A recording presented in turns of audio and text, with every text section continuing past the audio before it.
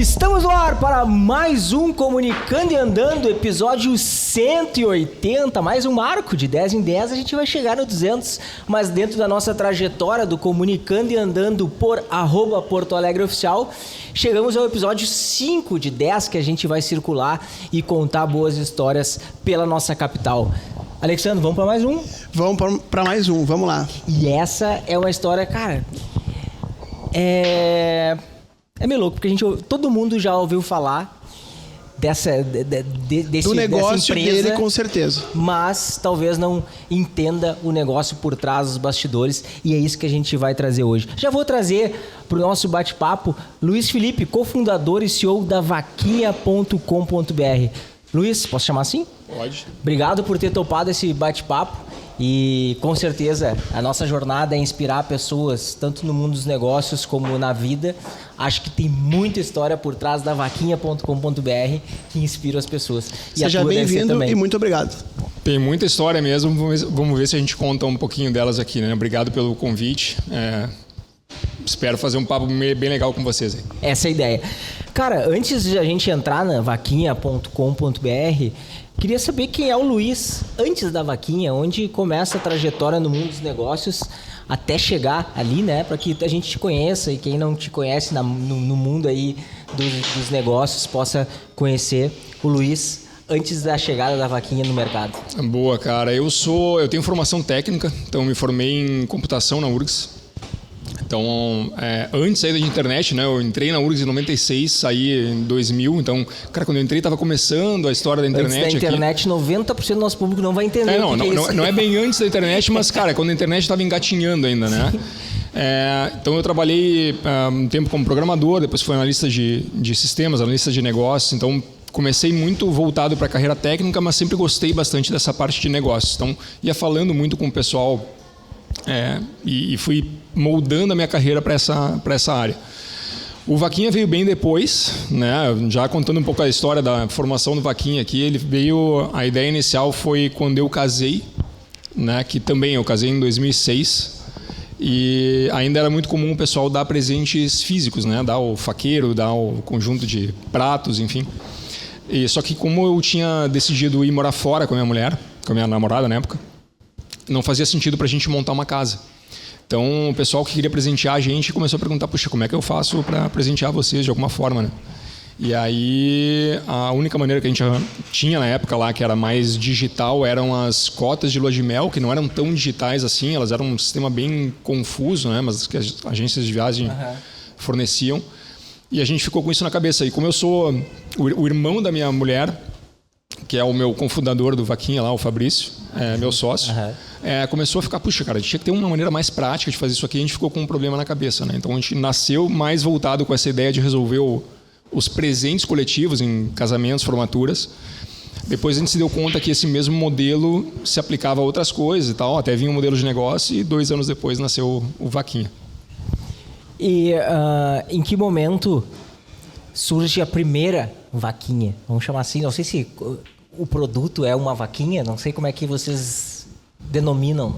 A gente lançou a plataforma em finalzinho de 2008, 2009, e aí divulgou numa parceria com o UOL na época, a gente divulgou o Vaquinha, e aí começaram as primeiras campanhas, né? O primeiro mês do Vaquinha inteiro a gente arrecadou R$500 na época. Né? Então era faturamento, um negócio... 500. Mas, cara, para nós era incrível, assim, porque por mais que a gente achasse a ideia boa, né? Tem um grau de confiança muito forte de tu botar lá uma plataforma que ninguém conhecia, tinha um nomezinho ainda meio brincalhão, né? Vaquinha e tal. E a galera botar o dinheiro lá e conseguir fazer o processo todo, né? Então o pessoal criou a Vaquinha, chamou os amigos, os caras fizeram um depósito lá, né? De algumas campanhas. E o pessoal sacou o dinheiro e deu tudo certo. Então, validaram um modelo de negócio, assim, que não era só... Quer dizer, ainda eram uns malucos porque o volume ainda era muito pequeno, mas pelo menos o negócio... Alguém confiou no negócio o suficiente para usar. Isso estamos falando de que ano?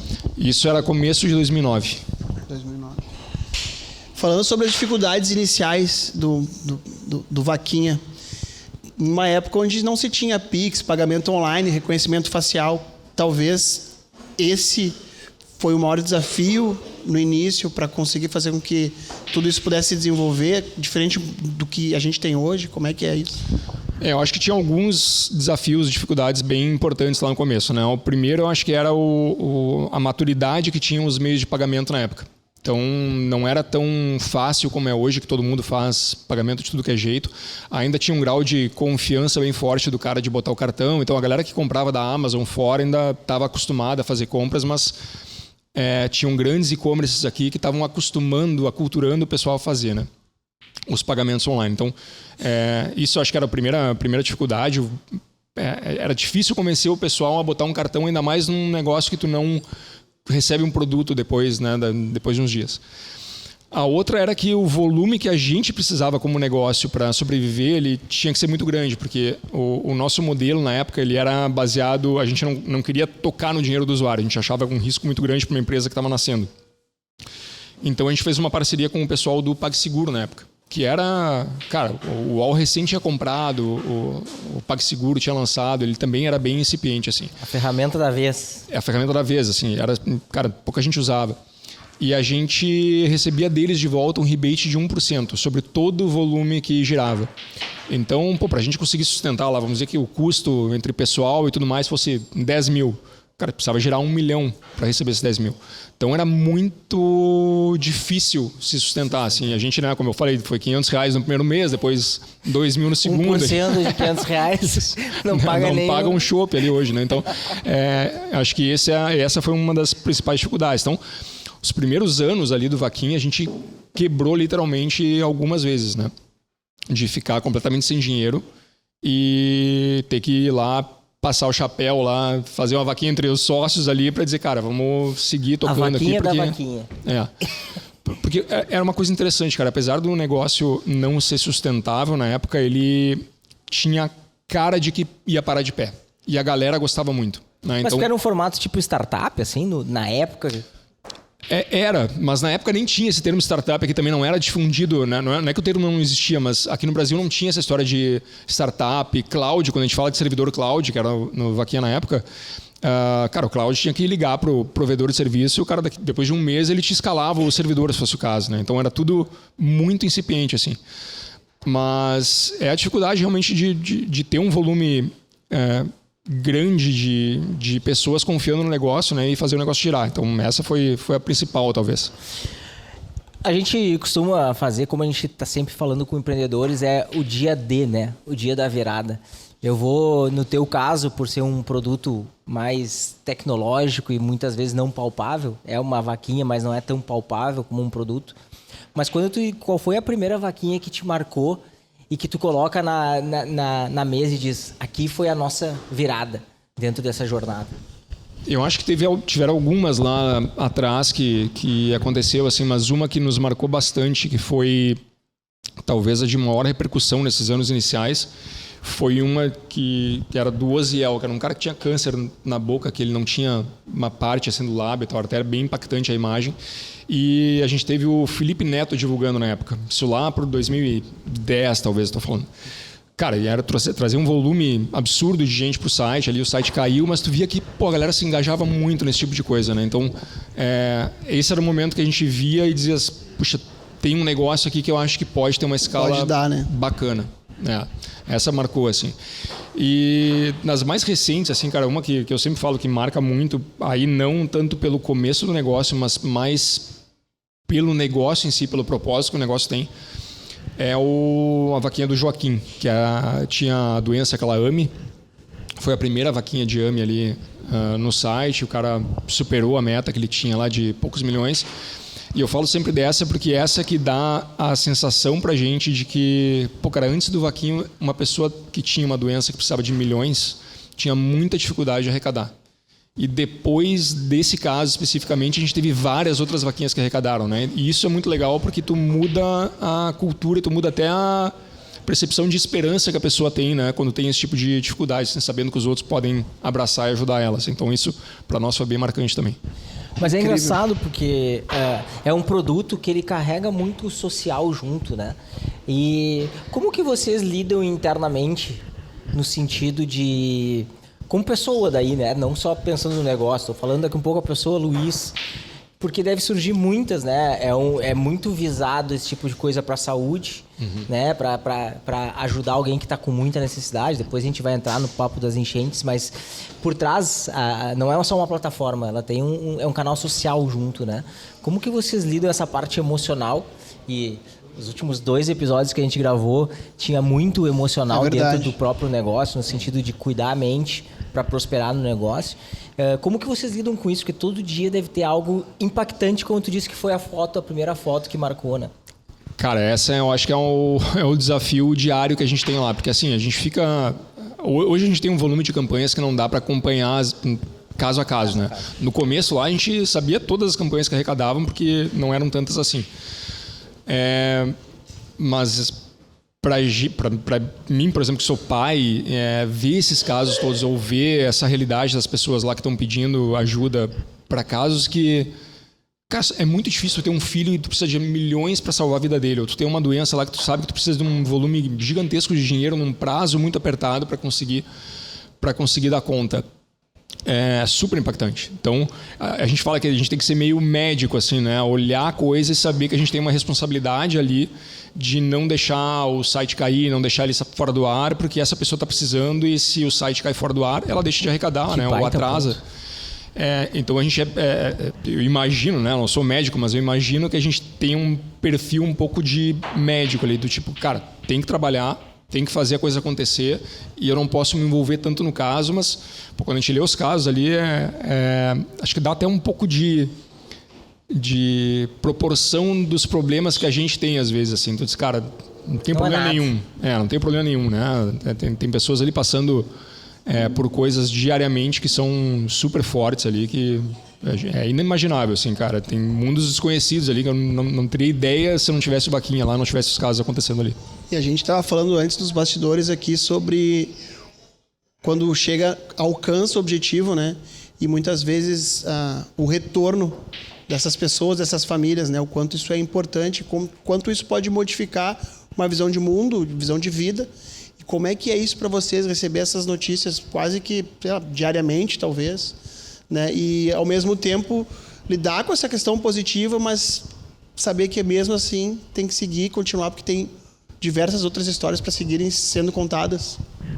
Eu acho que o volume de vaquinhas que a gente tem hoje, ele não permite a gente parar, né? A gente fala lá, cara, tem que estar sempre com o site no ar funcionando bem.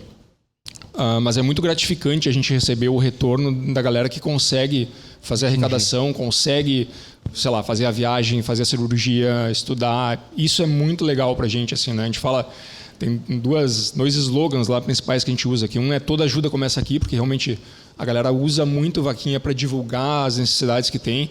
E isso é bem legal porque às vezes a pessoa tem vergonha, mas ela acaba se sentindo abraçada pela comunidade, né? Não só pelos amigos e círculo próximo, mas até por desconhecidos às vezes.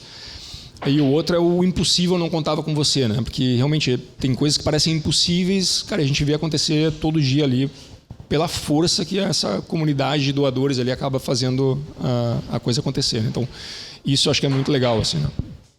Tu considera a Vaquinha hoje uma plataforma digital, um meio de pagamento, um meio de relacionamento e comunidade? Como que vocês enxergam hoje a Vaquinha depois que ela ultrapassa aí 13... Os dados que eu peguei talvez já estão desatualizados certamente, mas deve estar aí em 13, 14, 15 milhões de usuários que já se cadastraram e ajudaram dentro de uma Vaquinha. E ela é a maior plataforma da América Latina, né? Isso, de doação. A gente se coloca como plataforma, mas a parte social e de comunidade ali ela é muito forte, né? Então não deixa de ser realmente um centro de comunidades. Cada vaquinha ela acaba sendo uma microcomunidade entre o criador da campanha, quem está precisando ali de dinheiro, e quem ajuda a divulgar e quem está doando, né? Então viram microcomunidades ali, e a gente acaba tendo mais verticais também que acabam virando comunidades próprias, né? Assim como a gente tem como pets, comunidade de pets ali, tem a parte de saúde. Que massa. Então vira mesmo essa comunidade, assim. Mas a gente se coloca muito, acho que o nosso serviço ele é um serviço muito de plataforma. E a gente cada vez mais está criando serviços agregados ali para entregar essa ideia de comunidade também, o pessoal sentir que ali tem todo um processo por trás que pode ajudar ele ainda mais a arrecadar, né? Hoje, tu diria que a comunidade saúde médica é a principal?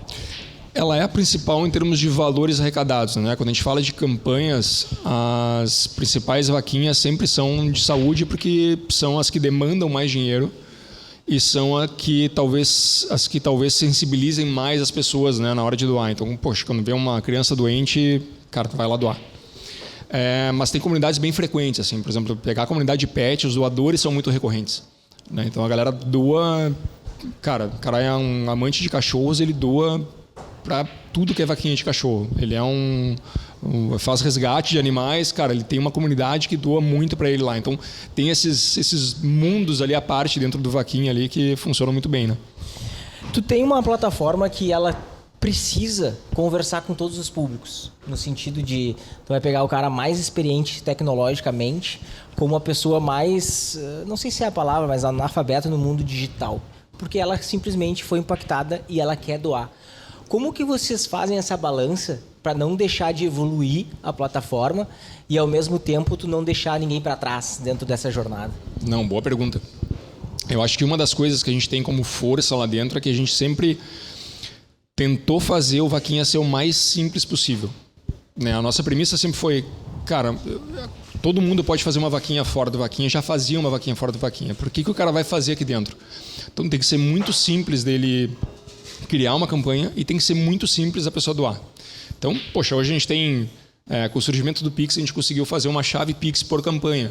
Então, puta, tu consegue divulgar não só o link da tua campanha, onde tu entra lá e tem um checkout para tu preencher, e aí pegar a chave Pix ou botar o cartão de crédito, mas tu consegue divulgar uma chave Pix lá, um e-mail, que ainda é um e-mail @vaquinha.com.br, que aí, pô, todo mundo consegue doar com segurança e tal. Então, a gente tentou fazer isso muito simples, justamente para que ela seja um canal eficiente de arrecadação. Porque se a tecnologia ela é uma barreira para quem quer doar, aí eu não estou sendo eficiente, né? Eu estou sendo ineficiente, eu estou atrapalhando até às vezes a arrecadação do cara, porque ele podia estar fazendo de outra forma.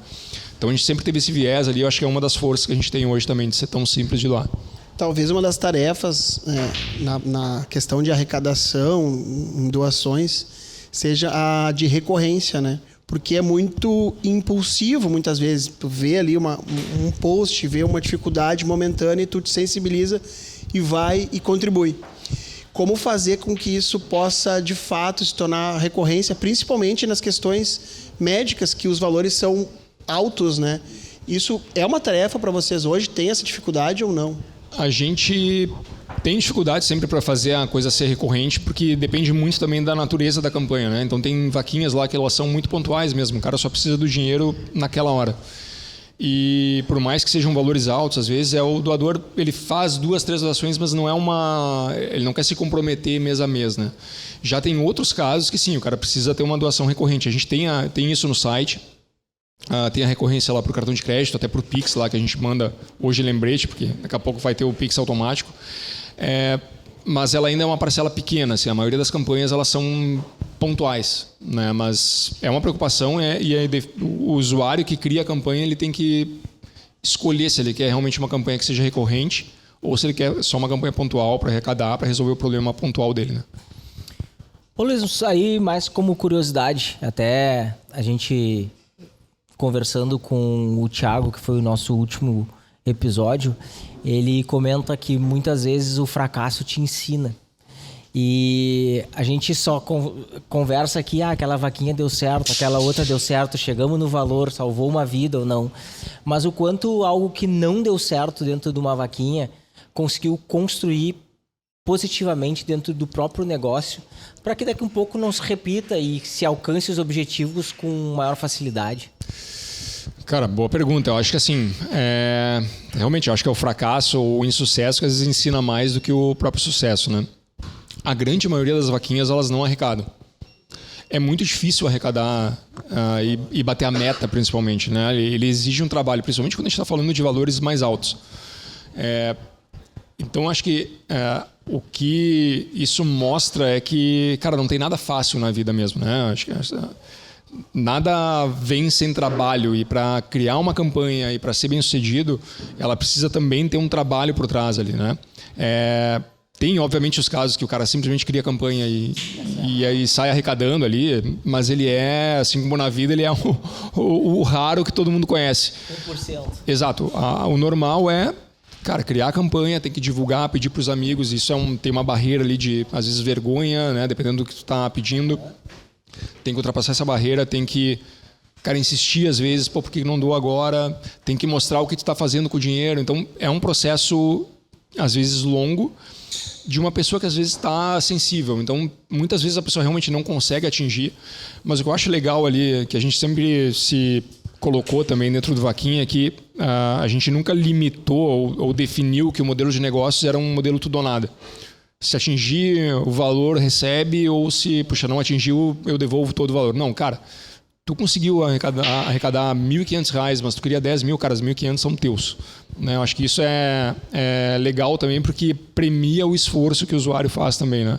E a gente presta o serviço para o doador e para o criador da campanha, mesmo quando ele não consegue ir lá no final, mas é uma boa ação que alguém fez ali, né, que quis doar para ele, então não faz sentido eu devolver essa grana. Então a gente sempre teve esse sentido também nas campanhas. E vocês conseguem fazer um processo de acompanhamento de quais são as campanhas que estão sendo criadas? Hoje também a gente tem uma enxurrada de tentativas de golpes e fraudes. Conseguem fazer esse acompanhamento ou tem uma noção do que está acontecendo de vaquinhas, por exemplo, que não são fraudes? Conseguem fazer esse acompanhamento? Tem esse norte lá? Conseguimos. Como tudo que é pro bem, tem muitos que fazem pro mal, né? Cara, a gente consegue, olha que interessante, né? Eu ia dizer que horror, na verdade, né? A gente, dentro do Vaquinha, tá? A gente sempre teve um cuidado muito grande com isso, porque tem muito a ver com a reputação do site. Pô, se eu começo a deixar proliferar coisas erradas ali, eu acabo perdendo a reputação, né?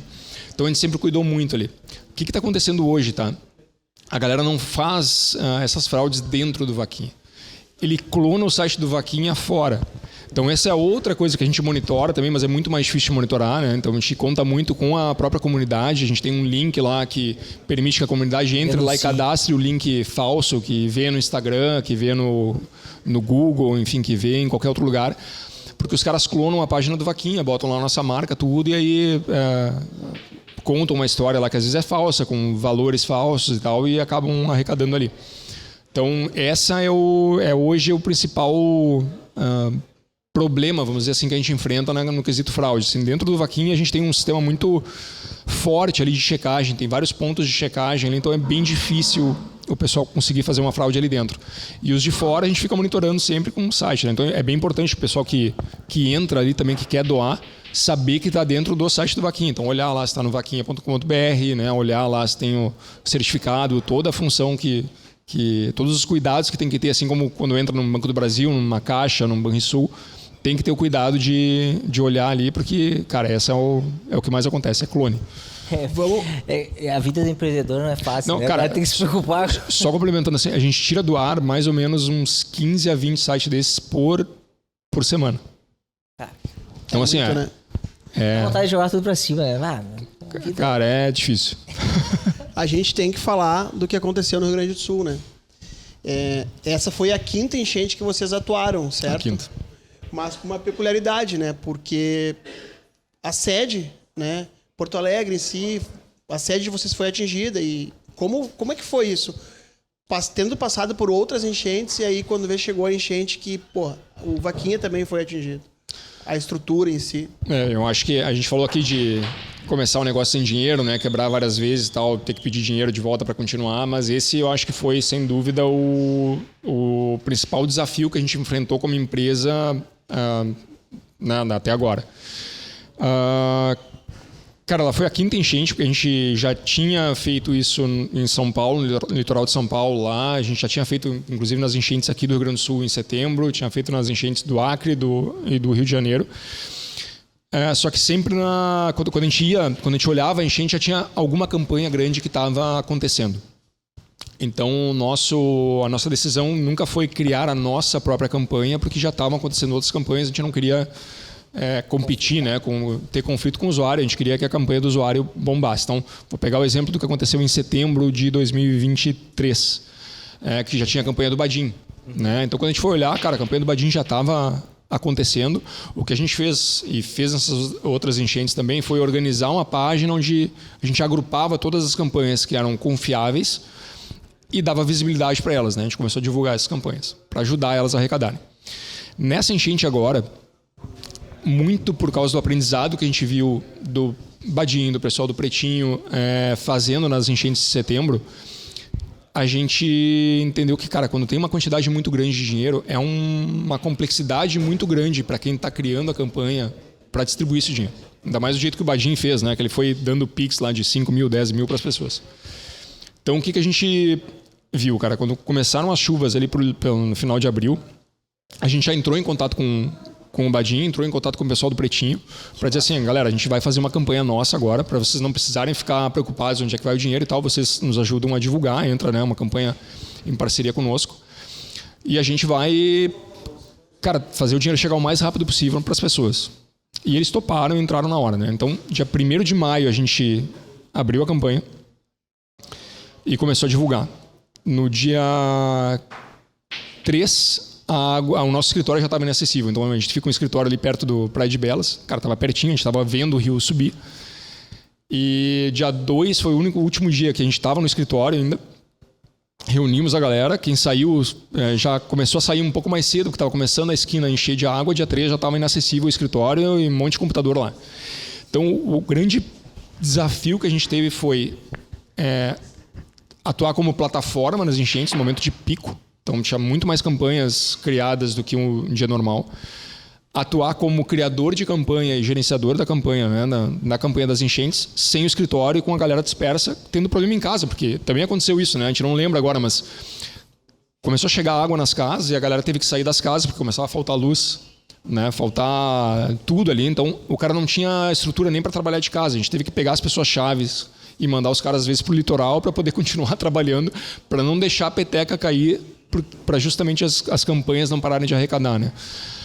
Então foi, cara, uma loucura, né? Tem gente do time que perdeu o parente, tem gente do time que teve que ficar na casa de outros parentes, teve muitos que perderam casa, né? A gente teve 2, 3 ali que tiveram parentes que perderam casa, eu tive que tirar os meus pais de casa lá também no Menino Deus, porque a casa deles também, o primeiro andar ali foi pega. Então, cara, foi um desafio bizarro, a gente só conseguiu voltar para o escritório no dia 2 de agosto, acho que foi. Não, foram 2 meses, 2 de julho, acho que foi, né? Foi maio e junho. Isso aí, dia 2 de junho. A gente conseguiu voltar para o escritório. Então foram 2 meses sem escritório, trabalhando ininterruptamente todos os finais de semana, o time todo, assim. Isso eu acho que é um depoimento legal, assim, para dar, né, cara? Acho que a gente vê mesmo o valor das pessoas nesses momentos de pressão. Então, a gente viu, né? Acho que nem vou falar só do time, mas pegando geral de sociedade, assim, né? Todo mundo que podia ajudar, eu acho que ajudou de alguma forma. Ou foi doando, ou foi quem podia pilotar alguma coisa, foi para a água. Quem não podia pilotar, foi para algum abrigo ajudar. Então, cara, a gente viu uma mobilização absurda. E o time lá também tá de parabéns, porque, cara, com todos esses perrengues ali, o recado que a gente deu para eles foi: agora não é a nossa hora de chorar. A gente vai chorar só quando o negócio acabar. Agora é a nossa hora de trabalhar, baixar a cabeça, porque não dá para parar de arrecadar, assim. Então foi bem, acho que gratificante ver, mas um desafio bizarro, assim. Cara, eu falo que passou 10 anos assim depois, né? E ao mesmo tempo parece que foi ontem. Assim.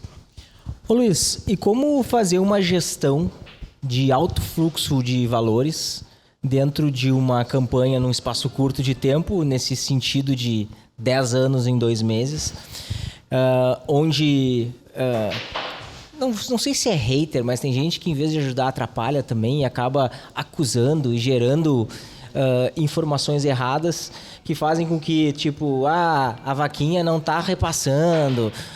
Enfim, como lidar com essa cultura que ainda, até quem não ajudou, consegue fortalecer e atrapalhar aqueles que realmente estão ajudando dentro até de um ecossistema que tinha gente sendo afetada, que também precisava de ajuda e como gerir tudo isso num alto valor em um espaço curto de tempo. Para complementar de uma forma transparente e segura, né? Tanto para quem está doando quanto para quem está recebendo. Eu acho que essa é a palavra, né? A única maneira que a gente sabe fazer isso é ser o mais transparente possível. Então, o que a gente fez como decisão, assim, cara? Quando a gente viu o volume de valores que ia ser, a primeira coisa que a gente fez é, cara, vamos botar uma planilha aberta, tempo real, tudo que a gente está fazendo de repasses. Não era tempo real, né? A gente atualizava ela diariamente, mas era quase tempo real. Para todo repasse que a gente fizer, a gente vai colocar lá qual é o valor que a gente está repassando, para quem a gente está repassando e qual é o propósito que está repassando.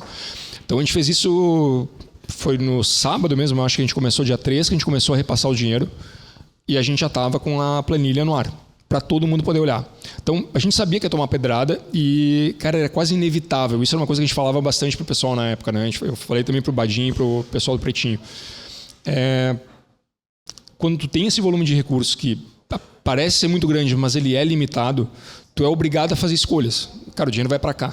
E quando tu fala o dinheiro vai para cá, tu tá dizendo o dinheiro não vai para nenhum outro lugar, né? Então assim, quando a gente botava dinheiro numa escola, alguém de algum hospital ia reclamar dizendo, cara, você tinha que botar o dinheiro no hospital. Quando botava dinheiro no hospital, alguém de escola ou de construção de casa ia dizer que vocês não botaram dinheiro aqui. Então a gente tentou ser o mais transparente possível, sabendo que ia tomar as pedradas, mas, cara, fazendo o dinheiro chegar o mais rápido possível. Acho que essa era o que a gente queria. E acho que a gente atingiu bem. Como é que a gente dividiu a lógica, né, de distribuição dos recursos? A primeira fase foi emergencial. Então era ajudar os resgates mesmo, porque, né, vocês estavam aqui, gente na água, estava quente os primeiros dias, depois precisou, cara, roupa de neoprene, precisava de barco, precisava de combustível, precisava de... Tudo isso aí foi feito, aí ajudando também os abrigos e tal, né, um pouco de cesta básica. Quando passou essa primeira fase emergencial, que foi mais ou menos metade da arrecadação foi ali, e aí a gente foi muito também em quem estava estruturado, então, puxa, o Instituto Cultural Floresta, outros caras que estavam lá, a gente ajudou muito Rotaries ali, tinha um Badinho no interior também percorrendo tudo, então indicando onde é que era ideal botar o recurso. A gente começou uma fase mais estruturada, beleza, passou, todo mundo está salvo, né? Infelizmente aconteceram mortes, mas quem podia, não tinha mais risco de vida. A gente começou a estruturar um plano, daí a gente chamou consultorias que já tinham trabalhado em catástrofes para nos dizer assim, cara, qual é o próximo passo? Qual é a gestão eficiente que eu posso fazer do recurso que está aqui? A gente ainda quer ser muito rápido nisso, mas agora a gente não precisa ser um rápido que nem antes, que, cara, não dava nem tempo para pensar, a gente não podia parar. Parecia que a gente atrasava um dia de passar uma grana, alguém ia morrer. Literalmente era a sensação que a gente tinha. E aí a gente estabeleceu um plano com uma consultoria bem legal, que tinha trabalhado lá com Mariana, Brumadinho, porque a gente falou com um cara que trabalhou com os tsunamis do Japão, Tailândia, então a gente estava bem, né, New Orleans, então a gente estava bem embasado, assim, com conhecimento de que ia acontecer. E a gente estabeleceu um plano que dava um placar para a gente poder priorizar os recursos. Então a gente botou uma planilha no ar, que o cara preenchia a planilha, e essa planilha já dava um score, que era baseado em território, então se a cidade estava em situação de calamidade, se ela já tinha recebido recursos, se ela estava em situação de emergência, enfim, cada uma dava uma pontuação, se ela tinha acessos bloqueados ou não, qual era a população, quanto da população era vulnerável, tudo isso aí entrava num sistema de pontuação. O outro era qual era o projeto, então o projeto vai beneficiar muita gente, pouca gente, é um custo por cabeça grande, pequeno, como é que é, não? O projeto em si ele é complexo, ele é fácil de prestar contas. E o último item o último parâmetro era quem ia executar. Então, se era uma entidade sem fins lucrativos, se era uma empresa, se era uma pessoa física, se ela dependia só dos nossos recursos que a gente ia passar, ou se ela tinha mais recursos, ou se ela podia chamar voluntários, ou se ela tinha, né? Então, tudo era contabilizado para a gente saber assim, cara, aqui é prioritário do recurso, aqui não é prioritário. Aqui, né, botava isso numa ordem para facilitar. Louco, é uma gestão de crise. Não, é incrível. De crise total, cara. E, porra, em tempo super curto, né? A gente, cara, ia botando vídeo ali, falando, a gente é super discreto, cara. Eu tive que fazer vídeos lá explicando cada um desses passos aqui, explicando onde é que estava indo o recurso, o que estava sendo feito. Porque era importante mesmo, o volume era grande e a gente sentia que o dinheiro nunca foi nosso, né? Não era nosso. Cara, a gente era só o meio pelo qual o dinheiro ia chegar nas pessoas e tinha que chegar o mais rápido possível. Então, foi super complexo por causa dessas coisas também. E são coisas que a gente não queria passar só pro time, a gente estava muito envolvido, todos os sócios estavam ali envolvidos, todos os finais de semana, a gente pegava fora o lance normal do Vaquinha, né? O dia a dia normal do Vaquinha com as outras campanhas, porque, pô... Outros estados. A gente tava na enchente aqui, mas daqui a pouco, cara, tem uma mãe lá no Rio de Janeiro, no sol, que tá com filho precisando de dinheiro, cara. E, pô, não dá pra parar, né? Eu não posso deixar ela desatendida, então... com tudo isso, a gente estava fora de horário, a gente ia discutir lá para onde iam os recursos, como é que a gente aplicava, se estava indo certo, não indo certo, fazendo a prestação de contas. Então, foi uma complexidade absurda. Assim. A gente conseguiu, depois, em agosto, fazer um evento de encerramento ali, onde dava uma prestação de contas, que ainda era parcial, porque ainda faltava uma parte de recursos ser repassada, mas que já fechou bem, assim, para mostrar para a galera, olha, isso aqui é o que a gente fez com o recurso que foi arrecadado. Acho que esse ponto onde lida com grandes influenciadores, claro, aquilo ali foi uma comoção local, o Brasil inteiro também, daqui um pouco enxergou a Vaquinha como um jeito legal de repassar verba, mas nem toda vaquinha está ligada a uma comunicação, a um comunicador, a uma potência. A gente até vê, tu citou o Pretinho aqui, muitas vezes a gente vê alguém mandando recado pro Pretinho, conseguir uma divulgação, conseguir um espaço mínimo para potencializar. Olhando as informações assim que a gente acha na rede de vocês, eu achei muito bacana os 3 Cs que vocês comentam, né? Que é a junção da causa, um canal e comunicação. Dentro desses 3 Cs, vocês são né? O canal, talvez. Mas como potencializar uma vaquinha que não vai ter esse canhão impulsionando e falando e divulgando para que chegue no maior valor possível? Porque, como tu disse, não é que não atingiu, vai repassar. Então, quanto mais conseguir, menos depois vai precisar completar, né? Como chegar nessa jornada de sucesso de uma campanha? Acho que toda vaquinha de sucesso ela começa com um passo que é o criador, né? Quem está criando a vaquinha, que às vezes é a pessoa que está precisando de dinheiro mesmo, mas às vezes é para um terceiro, ela divulgar para os seus amigos e para o seu círculo mais próximo. Ela começa com esse primeiro círculo.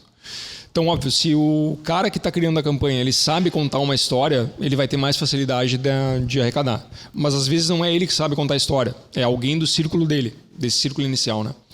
E esse é o segredo, é divulgar. Não tem outro segredo. Então, às vezes não é o cara que está criando a vaquinha que sabe divulgar, que tem os canais, que tem os amigos que vão conseguir fazer ela bombar ou dar o dinheiro, mas é um amigo desse cara que divulga para outro que, puxa, aí chega em alguém que sabe contar a história e ela reconta a história para os amigos porque ficou sensibilizado e aí o negócio bomba, né? A gente já viu muito disso acontecer. E às vezes, até vou usar... Por ter agência, a gente vê o influenciador X, mas muitas vezes uma comunidade pequena, ela pode potencializar muito mais. Bom, juntou meia dúzia de pessoas que são influentes, que entenderam aquela causa, vamos todo mundo botar muito mais do que volume, né? Isso acontece muito? Acontece, e até vamos pegar os exemplos das próprias enchentes aqui, quando o Badin divulgou a primeira enchente, né? Cara, ele não era um perfil absurdamente grande. Não era, né? Mas, pô, um cara super identificado com uma comunidade muito engajada. Então, às vezes é isso também, né? É tu sensibilizar, ser uma pessoa com credibilidade, mais do que ter uma influência de números, é ter uma influência profunda mesmo, né? Aquela conexão com a comunidade onde tu tá, para quem tu tá falando, né? Então, às vezes acontece muito isso, assim, né? Cara, às vezes a história é super sensível e ela vai que nem já giganta, assim, né? Então, depende muito.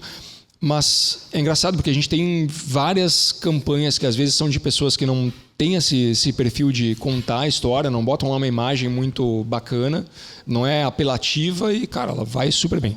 Vai embora, né? Então, tem que confiar, assim, cara. Eu acho que o recado que fica, assim, pra galera, que a gente ouve muito dos usuários, é que, apesar dessa vergonha de divulgar, o cara se sente muito abraçado pela comunidade mesmo depois que divulga, né? Então a pessoa está precisando de ajuda. Legal, baita conta. Às vezes não é só o dinheiro, né, cara? Mas é tu sentir que tu não está sozinho no problema que tu tá para resolver, né? Tem mais gente ali querendo te ajudar. Esse acolhimento, ele quebra barreiras, né? É muito importante. A gente vem de um processo recente de um outro canal de comunicação que também tem uma plataforma, tendo passado por polêmicas em relação a taxas e tudo mais, e estimular uma vaquinha ou não, por conta especificamente de arrecadar o recurso e ter isso como parte de um negócio. Tudo é um negócio que tem que ser estruturado, né? Isso é um fato. mas se tratando da maior vaquinha feita do Rio Grande do Sul, talvez no Brasil, não tenho esse conhecimento, mas falando de taxas em específico, né? O vaquinha tem uma média de taxas, posso estar enganado, mas acredito que são 6%. 6,4% mais 50 centavos por transação. 6,4%. Mas tem muita gente que não sabe, que nos acompanha, como é que foi tratada essas taxas, o que foi feito com elas, né? A gente se informou, mas é muito importante passar. Não, isso é outra coisa engraçada, né, cara? Quando começa a campanha, a primeira coisa que a galera perguntou é isso, e foi a primeira definição que a gente teve, assim, a gente não abriria nunca para... Tu não vai ajudar. mas é engraçado, eu acho que é justo até o pessoal perguntar, mas é aquilo que a gente fala, assim, cara, é difícil porque parece que a gente não pode cobrar um negócio que, porra, como não tem uma entrega concreta, serviço digital é sempre difícil cobrar.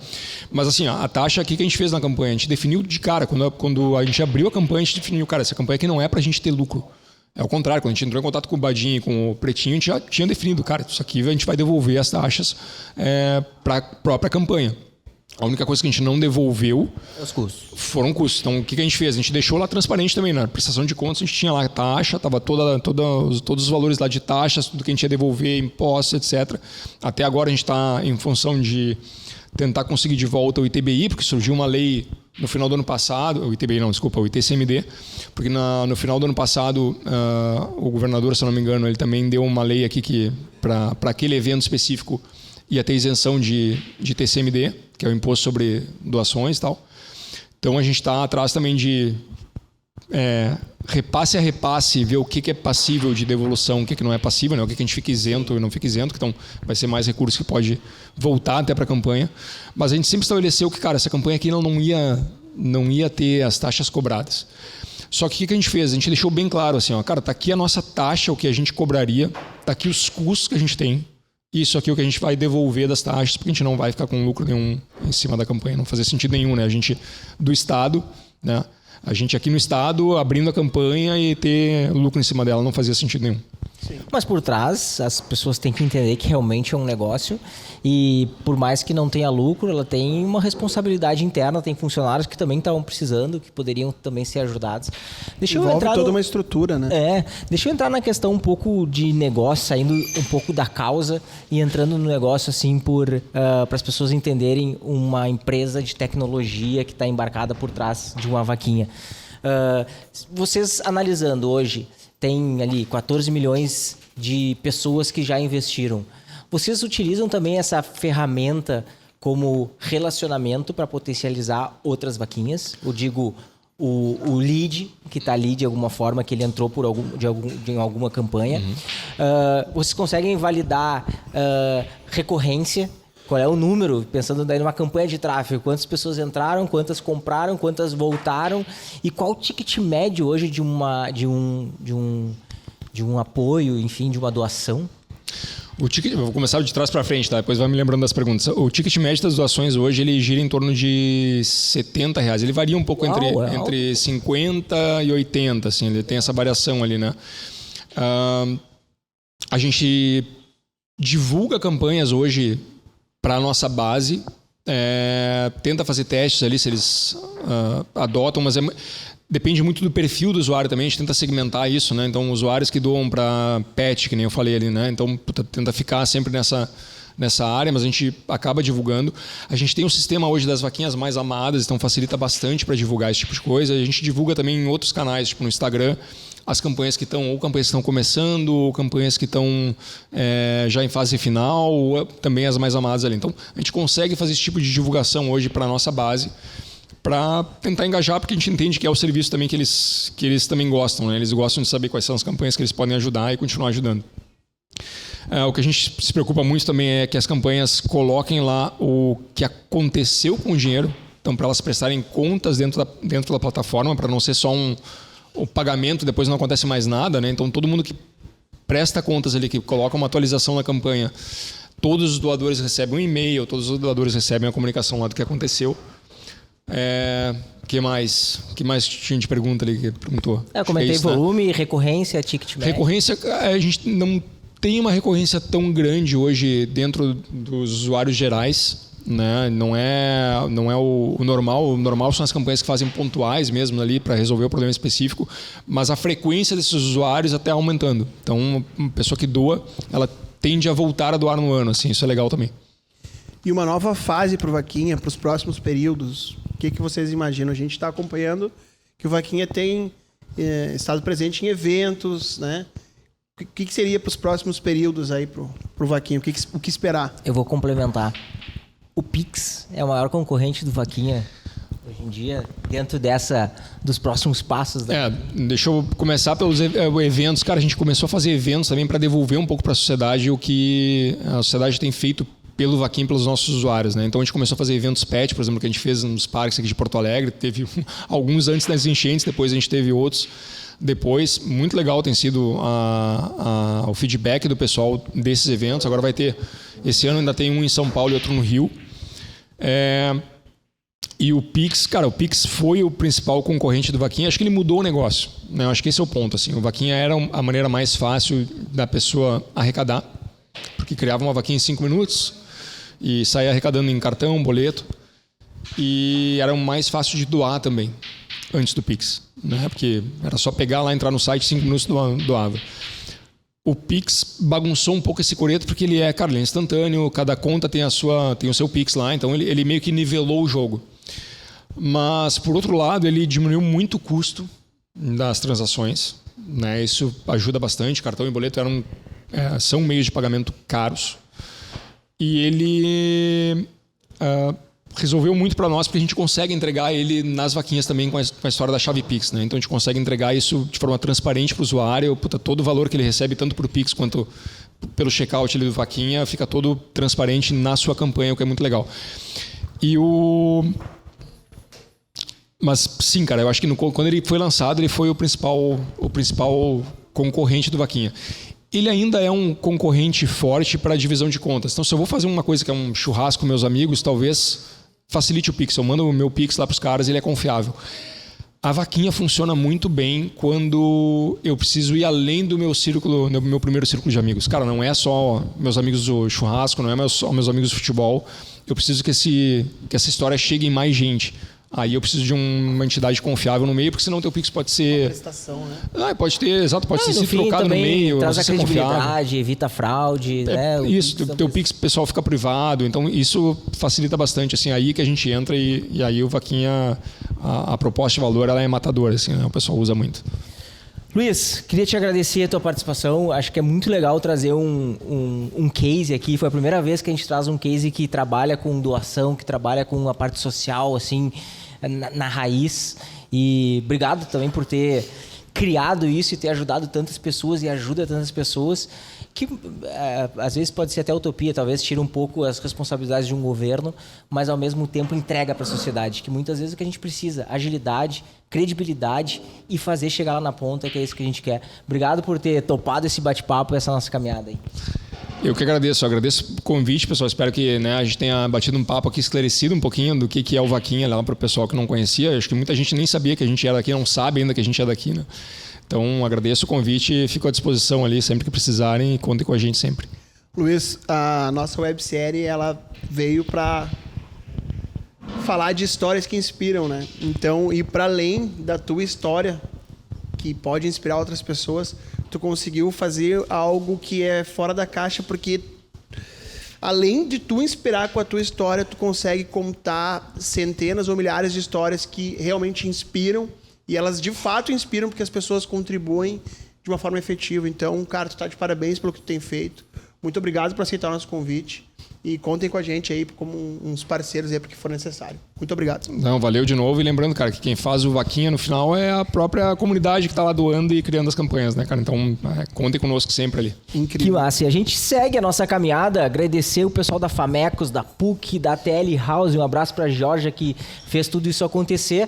E na próxima terça, ou em algum dia, a gente segue contando histórias por Porto Alegre, por @PortoAlegreOficial. Nando, muito obrigado, viu? Vamos continuar inspirando as pessoas. Obrigado por tudo. Tamo junto e até a próxima. Valeu. Valeu, galera.